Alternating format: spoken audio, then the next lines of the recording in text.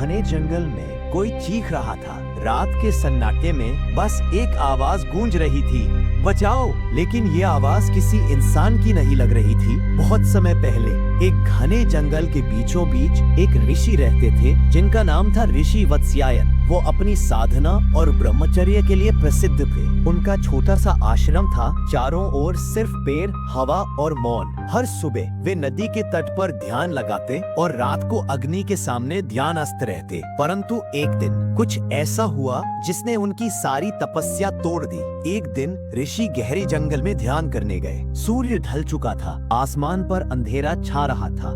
तभी अचानक दूर से एक स्त्री की चीख सुनाई दी। ऋषि की आंखें खुली, उन्होंने सुना, बचाओ, कोई है। वह आवाज इतनी करुणा भरी थी कि उनका ध्यान टूट गया। धुंधली रोशनी में ऋषि आगे बढ़ते हैं। वो आवाज के पीछे गए और वहाँ उन्हें एक सुंदर स्त्री मिली, खून से लथपथ, बेहोश।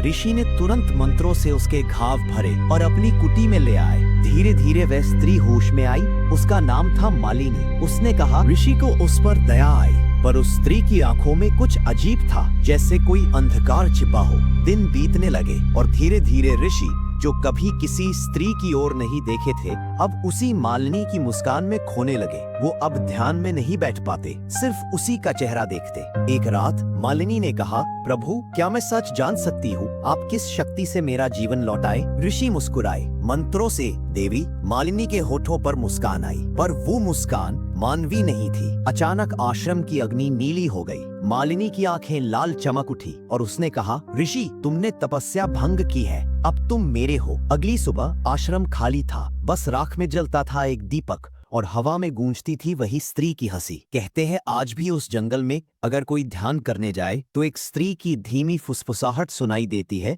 ऋषि, लौट आओ।